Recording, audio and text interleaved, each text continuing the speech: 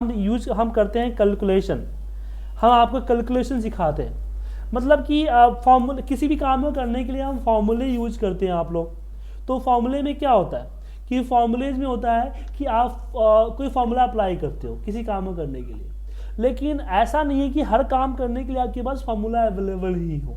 कुछ ऐसे काम है जिसको करने के लिए अगर फॉर्मूला अवेलेबल नहीं है तो उस केस में आप क्या करेंगे, ठीक है। तो उस केस में हम यूज करेंगे मैथमेटिकल ऑपरेटर। जैसे कि मान लीजिए कि यहाँ पे 85 है, यहाँ पे 65 है, यहाँ पे 25 है, ठीक है।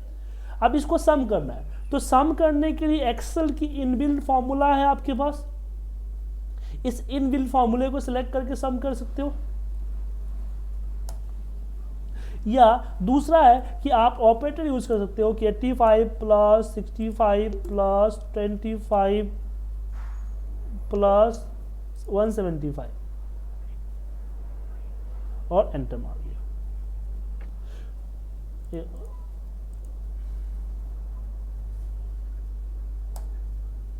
ठीक है।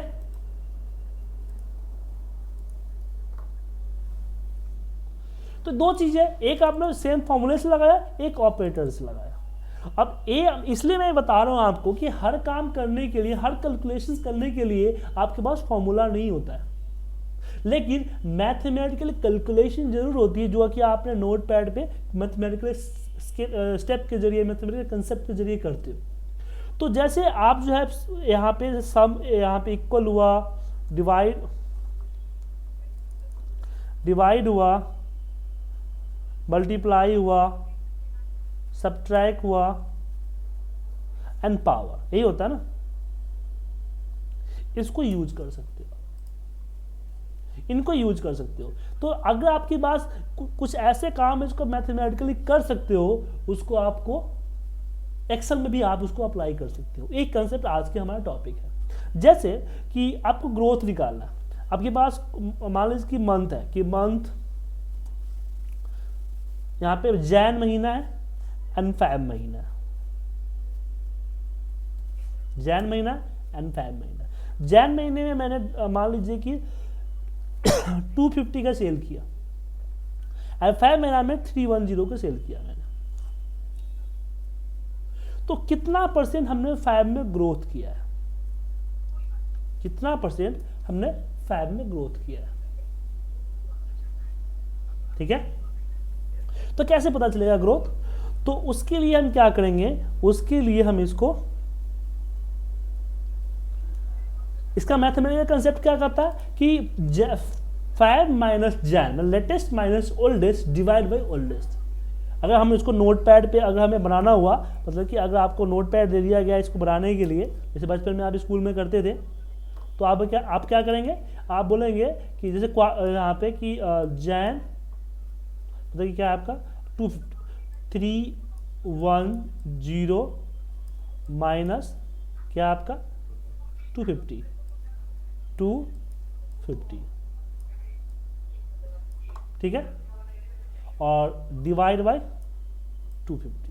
ये आपका मैथमेटिकल कैलकुलेशन होगा। इस काम को भी एक्सेल में आप कर सकते हो। कैसे करोगे?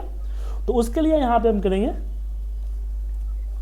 कि latest minus oldest divide by oldest. Result गलत आया क्योंकि इसमें हमने बोर्ड मास का मेथड यूज नहीं किया। इसको देखने के लिए किस तरह से फॉर्मूला स्टेप कर रहा है, आप एवलेट फॉर्मूला पे क्लिक कीजिए। जितेंद्र जी बैकग्राउंड से शोर आ रहा है, प्लीज।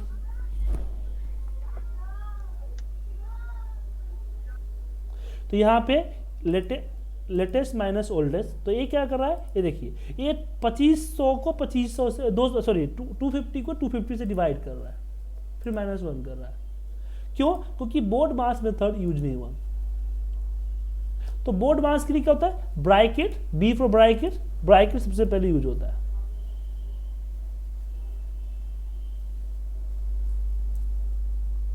अब आया रिजल्ट, इसको यूज कर सकते हो आप।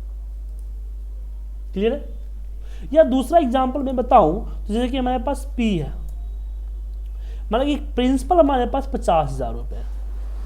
50,000 आपने लोन लिया, रेट क्या है, रेट मान लीजिए कि ईयरली जो है आपका वो 13% है, ठीक है। टाइम क्या है, तो टाइम आपका 5 साल का है, और कैलकुलेट कैसे हो रहा है, तो मंथली हो रहा है, मतलब कि साल में 12 बार कैलकुलेट हो रहा है।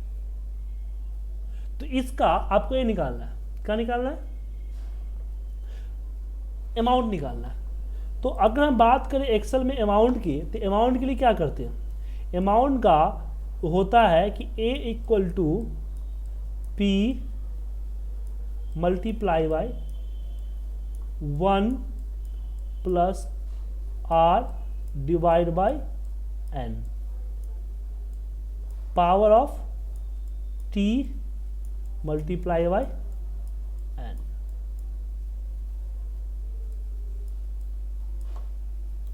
ये मैथमेटिकल फॉर्मूला है।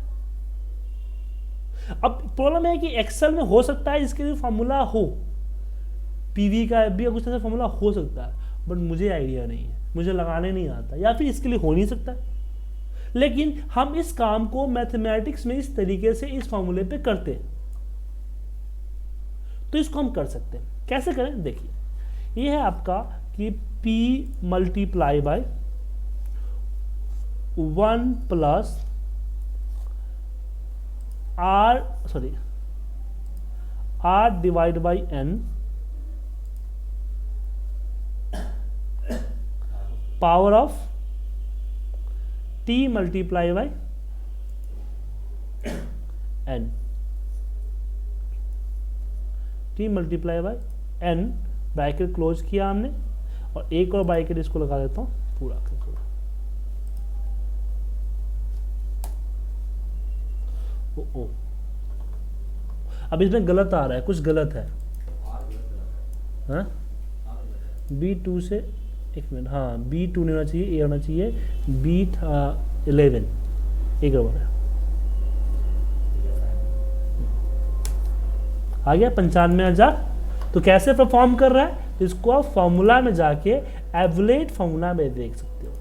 5,000 इसको लिया, पहले डिवाइड किया, ठीक है, फिर प्लस कर रहा है, ओके सही है, फिर इसको मल्टीप्लाई कर रहा है, मल्टीप्लाई किया, देन दोनों का पावर निकाल रहा है, पावर के बाद मल्टीप्लाई कर रहा है। एग्जैक्ट रिपोर्ट वो स्टेप बाय स्टेप 1 बाय 1 करके इसको आप देख सकते हैं। क्लियर है,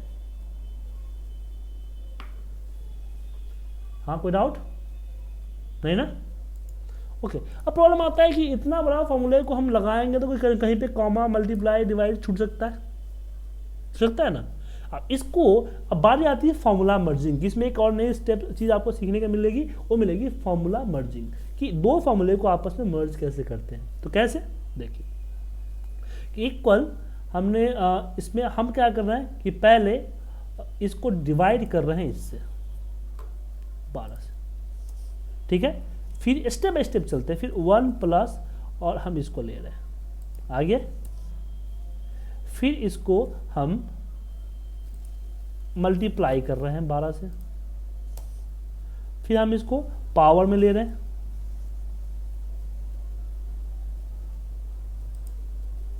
फिर एंड द लास्ट हम क्या करेंगे, इसको 50 को मल्टीप्लाई कर देंगे, रिजल्ट आया, सेम रिजल्ट। तो हमने टुकड़ों में बनाया स्टेप बाय स्टेप, कि पहले मैंने मल्टीप्लाई किया, फिर इसमें हमने एक जोड़ दिया, फिर इसमें हमने क्या किया, इसका मल्टीप्लाई किया T मल्टीप्लाई बाई N, फिर इसको हम फिर इन दोनों का पावर निकाल दिया, फिर जो पावर आया उसमें P प्रिंसिपल को मल्टीप्लाई कर दिया, ठीक है। लेकिन मुझे को यहाँ एक सेल में दिखाना है, तो अभी क्या करना है कि ये इससे लिंक है, और तो हम इसकी फॉर्मूले को सिलेक्ट करेंगे, कॉपी करेंगे, स्केप मारेंगे, और फिर यहाँ पे आएंगे जहाँ पे C15 है उसको डिलीट करेंगे, और C15 की जगह ब्रैकेट में C15 का फॉर्मूला को कॉपी पेस्ट मार देंगे। अब मैं इसको डिलीट कर सकता हूँ, ठीक है। अब फिर मैंने देखा ए से लिंक नहीं है, ए दोनों से लिंक है, तो इसका फॉर्मूला ये है, तो इसको कॉपी करते इसके फॉर्मूले को, कंट्रोल C एस्केप मारते हैं, और जहाँ पे D15 है ना, तो D15 को मैं यहाँ से डिलीट करता हूँ, ब्रैकेट में D15 का फॉर्मूला D15 के ब्रैकेट के बीच में डाल देता हूँ, ठीक है, मैं D15 को डिलीट कर सकता हूँ, कोई फर्क नहीं पड़ रहा है। फिर मैं इसका फॉर्मूला उठाया, कॉपी किया, एस्केप मारा, और फिर मैंने जहाँ पे E15 था, E15 को डिलीट किया, ब्रैकेट ओपन क्लोज किया, और इसके बीच में जाके इसका फॉर्मूला को दे मारा, फिर यहाँ से डिलीट किया। अगेन हम यहाँ पे इसको सिलेक्ट करके इसको कंट्रोल C के कॉपी किए, एस्केप मारे, और फिर जहाँ पे F15 आ रहा है, A15 तो सही है, A15 आ रहा है ना, B10 तो सही है, A15 की जगह पे हम A15 का फॉर्मूला पेस्ट कर देते हैं। हो गया, ये आपका 1 में आ गया। अब जहां ले जाना है वहां इसको कट करके ले जाइए ताकि रेफरेंस चेंज ना हो। इसको बोलते हैं फॉर्मूला मर्ज। मतलब कि पहले फॉर्मूला को स्प्लिट करके लगाओ, एक एक करके अलग अलग कैलकुलेशन अलग अलग सेल में करो, फिर वेरीफाई करो कि आपका फॉर्मूला सही तरीके से काम कर रहा है, देन रिजल्ट वेरीफाई करो, देन एक फॉर्मूला को एक में मर्ज करते चले जाओ। इसी से बड़े बड़े कॉम्प्लिकेटेड फॉर्मूले को आप इजीली बना सकते हो। अब फॉर एग्जाम्पल की कॉम्प्लिकेटेड फॉर्मूला की इजीली कैसे बनाएंगे वो आपके सामने मैं अभी प्रेजेंट कर रहा हूँ। जैसे कि मुझे MRP निकालना है, मैक्सिमम रिटेल प्राइस, ठीक है, निकालना है मुझे। तो किसी प्रोडक्ट का मैन्युफैक्चरिंग कॉस्ट जो है वो पड़ता है 50 रुपीज़, 50 रुपये किसी का मैन्युफैक्चरिंग कॉस्ट पड़ता है। अब इसमें क्या है कि मान लीजिए कि 5% जो है वो डिस्ट्रीब्यूटर खा जाता है, सॉरी कंपनी बोलता है कि मैं लेता हूँ अपने प्रोडक्ट का, मतलब 50 में 5% ऐड करके मैं डिस्ट्रीब्यूटर को बेच देता हूँ। डिस्ट्रीब्यूटर क्या करता है कि उसका 10% खाता है, उसकी जो खरीद पड़ता है 10% से होलसेलर को पास आउट करता है। होलसेलर क्या करता है कि 15% रख के किसको, रिटेलर को पास आउट करता है, और रिटेलर क्या करता है कि 20% रख के किसको, कंज्यूमर को पास आउट करता है।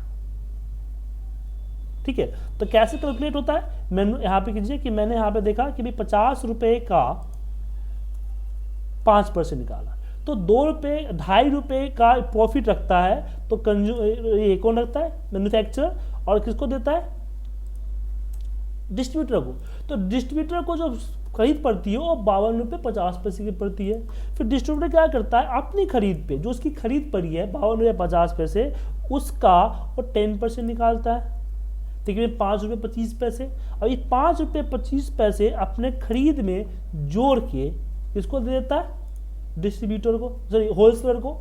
होलसेलर क्या करता है कि अपनी जो उसकी जो खरीद पड़ी है उसमें उसका वो 15% निकालता है, ठीक है। पता कि माफ कीजिएगा गलत कर लिया हमने, 15%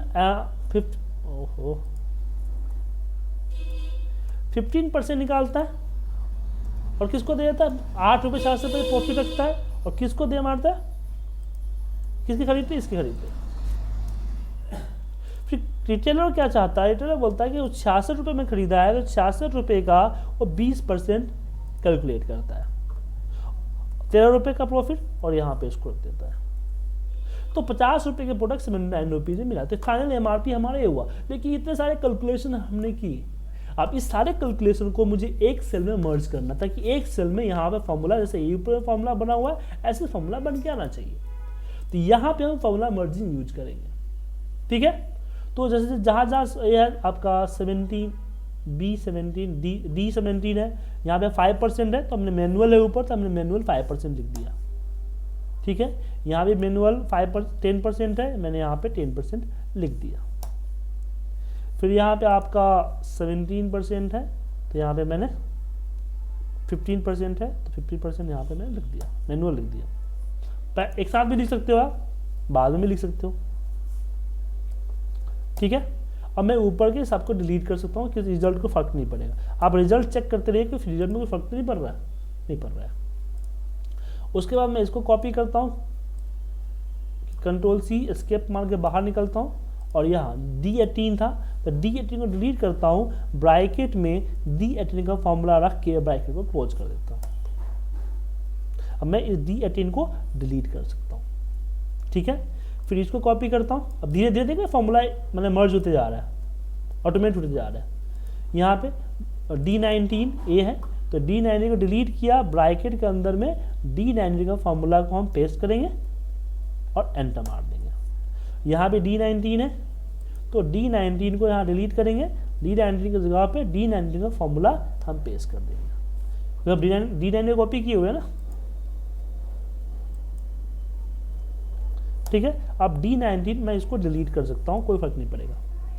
अभी क्या है, एक इससे E18 से है, E18 क्या है, ए है आपका, तो E18 की जगह पे हम E18 का फॉर्मूला है कॉपी करके एस्केप मार देते हैं और फिर हम E18 को डिलीट करते हैं, क्योंकि हम E18 का फॉर्मूला कॉपी कर चुके हैं, हम उसके जगह पे उसकी फॉर्मूला को पेस्ट कर देते हैं, एंटर मारते हैं, फिर मैं इसको डिलीट कर सकता हूँ और सेम स्टेप हम फॉलो करते चले जाएंगे। सिलेक्ट किया, कॉपी किया, एस्केप मारा और यहाँ पे गए ब्रैकेट ओपन क्लोज, पेस्ट मारा,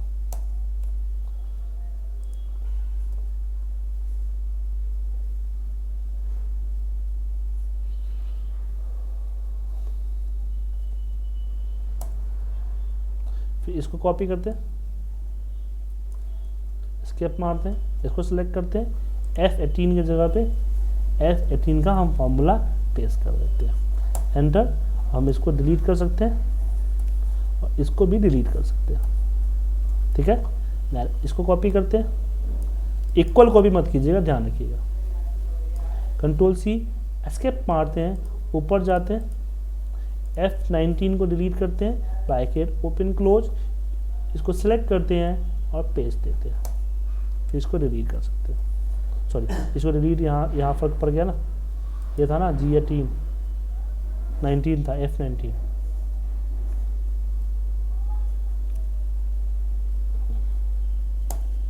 ठीक है, और फिर लास्ट में इस फॉर्मूले को कॉपी करते हैं, एस्केप मारते हैं और लास्ट में कहाँ है हमारा, ए G18 है, डिलीट करते हैं और इसके जगह पे इसका फॉर्मूला पेस्ट कर देते हैं, ये फाइनल आ गया। इसको डिलीट कीजिए और जहाँ पे रखना है वहाँ पे इसको कट कीजिए और पेस्ट कर दीजिए। अब मुझे आप लोग बताइए कि इतना लंबा फॉर्मूला कि आप लिख सकते थे? हाँ जितेंद्र जी।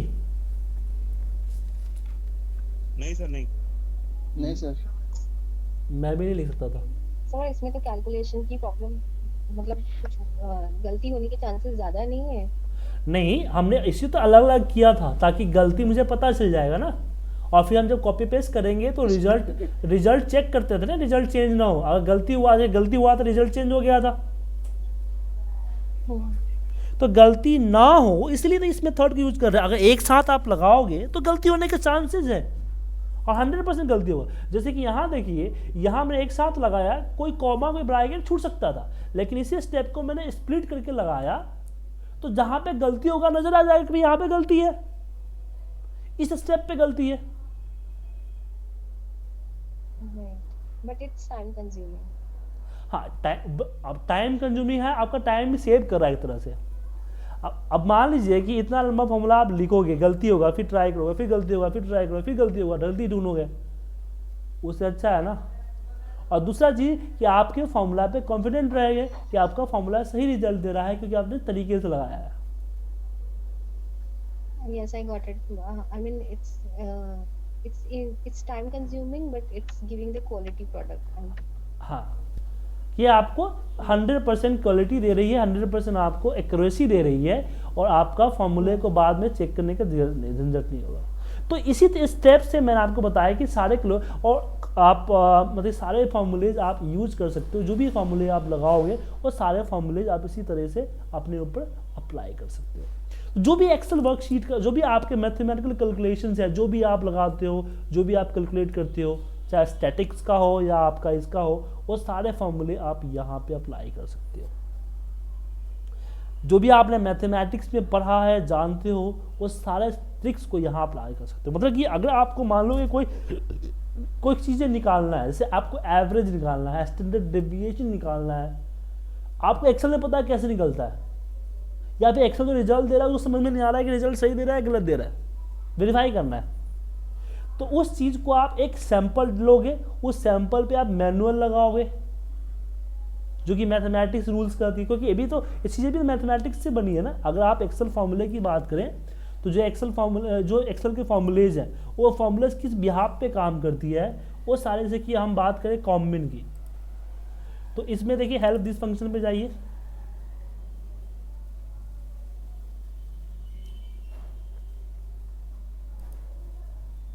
ये फंक्शन इस मैथमेटिकल कंसेप्ट पे बना है। तो इस मैथमेटिकल कंसेप्ट को आप एक्सेल में अप्लाई कर सकते हो।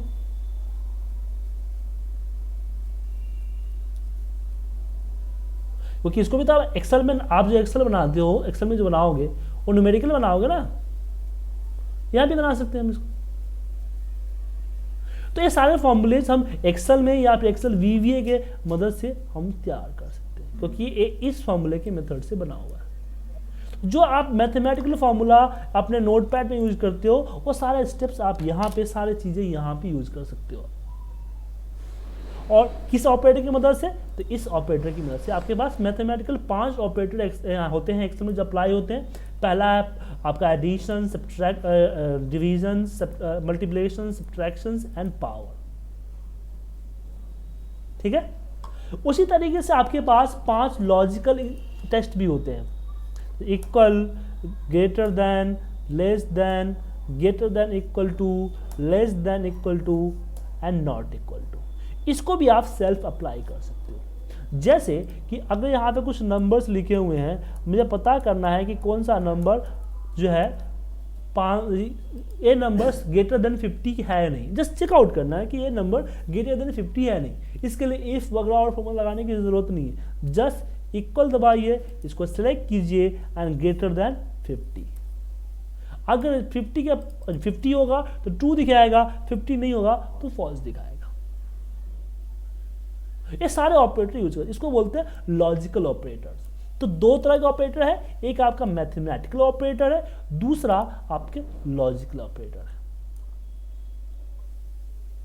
क्लियर है? कोई डाउट?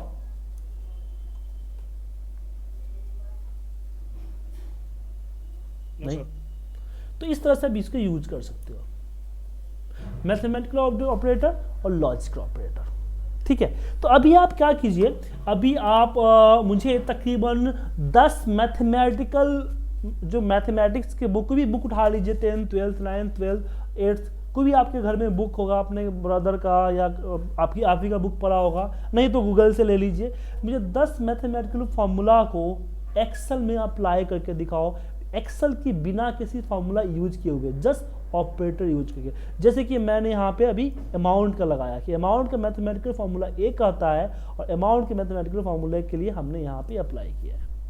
मिनिमम कम से कम 10 मुझे करके भेजो। इस वीक का आपका यही होमवर्क है, और ये बहुत इंपॉर्टेंट है क्योंकि ये आपको बहुत काम आएगा।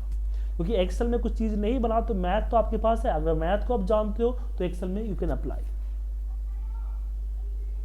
तो 10 मैथमेटिकल फॉर्मूला को एक्सेल के अंदर में आपको अप्लाई करना है, वो भी इस ऑपरेटर की मदद से। क्लियर है कविता जी? Yes yes. ठीक है, इसको कर लीजिए। फिर नेक्स्ट क्लासेस में हम फॉर्मूले पे पढ़ेंगे, या फिर आप लोगों के पास टाइम है तो सैटरडे एंड संडे 12 बजे आप आ सकते हो फॉर्मूला, लेकिन उसमें एडवांस फॉर्मूला है, आपको शायद समझ में आया नहीं आया। या फिर सैटरडे एंड संडे 3 बजे अगर आप प्रीवियस क्लासेस को रिवाइज करना चाहते हो, जैसे कि होम मेनू के जो चीज़ें आपके लिए छूट गई है, जैसे कि अरविंद जी, जितेंद्र जी, आप लोगों को कुछ छूट गई है, वो चीज़ कवर करना चाहते हो, तो सैटरडे एंड संडे 3 to 5 का आपका एक एक्स्ट्रा टाइम मैं दूंगा, आप आके सीख सकते हो। ठीक है सर।